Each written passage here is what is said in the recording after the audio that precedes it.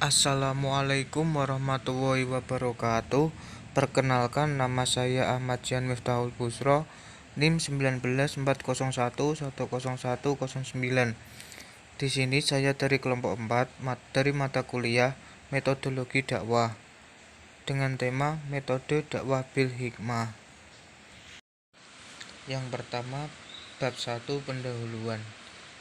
Di latar belakang ini, metode merupakan cara dan proses sistematis yang dilakukan oleh seseorang untuk mencapai sesuatu. Sedangkan dakwah bil hikmah merupakan interaksi atau penyampaian dai kepada mat'u dengan cara yang arif dan bijaksana. Rumusan masalah. Yang pertama, apa saja yang harus dikuasai dai dalam metode dakwah bil hikmah? Yang kedua, bagaimana penerapan dakwah bil hikmah? Tujuan masalah untuk mengetahui apa saja yang harus dikuasai dai dalam metode dakwah bil hikmah.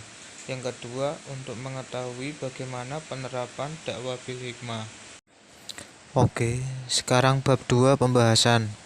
Yang pertama, apa yang harus dikuasai dai dalam metode dakwah bil hikmah? Kita harus mengetahui dulu dakwah bil hikmah itu apa, baru metodenya.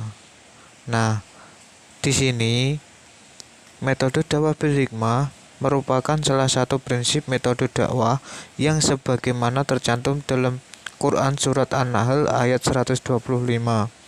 Ayat tersebut mengisyaratkan pentingnya hikmah untuk menjadi sifat dan dari metode dakwah dan betapa pentingnya berdakwah mengikuti langkah-langkah yang mengandung hikmah.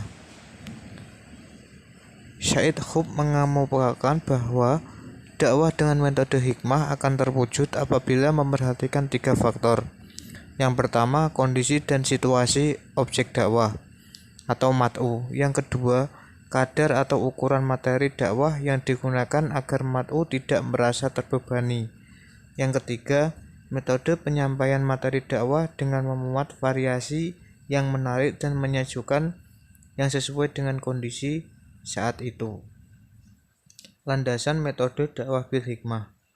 Landasan metode dakwah bil hikmah terdapat dalam Al-Quran Surat An-Nahl juga.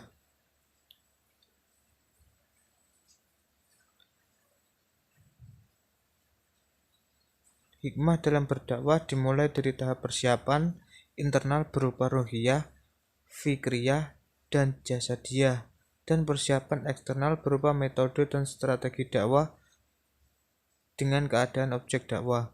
Kemudian diikuti dengan anjuran berdakwah dengan mau'izah hasanah, yaitu berupa sarana komunikasi berupa pelajaran yang indah yang masuk ke dalam hati dan menyentuh perasaan. Sendi-sendi atau dasar metode dakwah bil hikmah. Agar dai bijak dalam penyampaian metode dakwah bil hikmah, maka dai harus menguasai sendi-sendi atau dasar-dasar metode bil hikmah. Yang pertama itu ilmu. Ilmu merupakan sendi terpenting dari hikmah, karena ilmu merupakan utama, ialah ilmu adalah yang utama. Ilmu itu yang utama. Yang kedua, sabar. Sabar di sini adalah al-halim, berarti akal atau dewasa. Orang halim berarti berhati-hati dan tenang ketika marah atau tidak membalas sekalipun. Oke, yang kedua, penerapan metode dakwah bil hikmah kepada umat. Berdasarkan dengan hikmah yang dicontohkan oleh Rasulullah, sahabat bin tabi'in, metode ini merupakan strategi penting dalam keberhasilan dakwah Islam sepanjang sejarah. Yang pertama, aplikasi hikmah dalam dakwah Rasulullah Shallallahu Alaihi Wasallam. Sikap bijak Nabi meliputi sendi-sendi hikmah, di antaranya bersikap sabar menghadapi objek dakwah. Sikap ini selalu dikedepankan Nabi dalam berdakwah, sehingga meluluhkan kekerasan hati orang-orang yang membangkang. Yang kedua, aplikasi hikmah dalam dakwah sahabat. Sikap sahabat Abu Bakar radhiyallahu anhu setelah Nabi wafat memastikan bahwa Rasulullah benar-benar telah meninggal. Abu Bakar keluar menemui orang-orang dan berkata, "Barang siapa yang menyembah Muhammad, maka sesungguhnya Muhammad telah meninggal dunia. Tetapi barang siapa yang menyembah Allah, maka sesungguhnya Allah Maha Hidup dan tidak akan meninggal." Sikap bijak yang dilandasi dengan ketegasan dan kehati-hatian telah Abu Bakar tunjukkan dalam peristiwa ini. Yang ketiga itu aplikasi hikmah dakwah tabi'in. Sikap bijak Imam Abu Hanifah ketika menghadapi orang-orang ateis dan mengajaknya untuk beriman kepada Allah. Dikisahkan bahwa sekelompok orang ateis bertemu dengan Imam Abu Hanifah dalam sebuah forum dialog. Nah, forum dialog ini bisa dibaca lewat makalah saya. Selanjutnya, konsep penerapan hikmah dalam tabligh. Tabligh dimaknai dengan proses mempresentasikan, menyampaikan pesan-pesan dakwah dengan menggunakan lisan. Lisan dikaitkan dengan kemampuan menggunakan bahasa atau berbicara di hadapan publik. Jika dikaitkan dengan hikmah, berbicara adalah menggunakan kata-kata dalam menyajikan pesan-pesan dakwah bertabligh dengan kata-kata yang bijak. Penerapan metode hikmah dalam berbicara atau dakwah bilisan terakomodir dalam bentuk diksi dan komposisi bahasa yang diuturkan atau digunakan dengan cara-cara yang penuh dengan kearifan. Oke, selanjutnya, secara teknis penerapan metode hikmah pada aspek mukarram, amsal, dan aksam dengan spesifikasi sebagai berikut. Yang pertama, komparatif. Komparatif berarti menghubungkan, mengumpulkan dan membandingkan atau membedakan dua sesuatu dengan sesuatu yang lainnya. Yang kedua, kisah. Kisah dalam KBBI diterjemahkan dalam cerita, kejadian, sejarah dan sebagainya. Cerita adalah tuturan yang membentangkan bagaimana terjadinya sesuatu hal, kejadian dan sebagainya. Yang ketiga, amsal.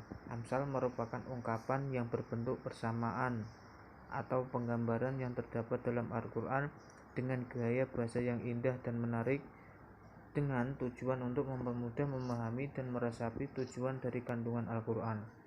Yang keempat, aksam.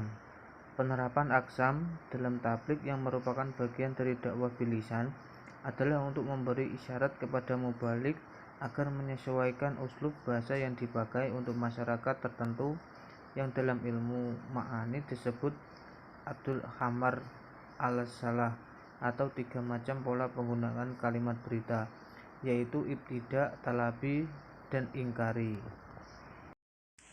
Oke, terima kasih. Sekian dari presentasi saya. Di sini saya akan menyampaikan kesimpulan yang telah saya sampaikan tadi. Metode dakwah bil hikmah yaitu metode yang merupakan salah satu prinsip metode dakwah yang sebagaimana tercantum dalam surat An-Nahl ayat 125. Landasan metode bil hikmah juga terdapat dalam surat An-Nahl ayat 125. Sendi-sendi atau dasar dalam metode bil hikmah agar dai bijak dalam menyampaikan metode dakwah bil hikmah, dai harus menguasai sendi-sendi atau dasar-dasar metode dakwah bil hikmah, yaitu ilmu, sabar, dan tidak tergesa-gesa. Penerapan metode bil hikmah kepada umat. Yang pertama itu aplikasi hikmah dalam dakwah Rasulullah SAW. Yang kedua, aplikasi hikmah dalam dakwah sahabat. Yang ketiga, aplikasi hikmah dalam dakwah tabi'in. Oke, terima kasih. Sekian dari presentasi saya. Jika ada kesalahan, mungkin saya banyak salahnya, mohon dimaafkan. Sekian dari saya. Wassalamualaikum warahmatullahi wabarakatuh.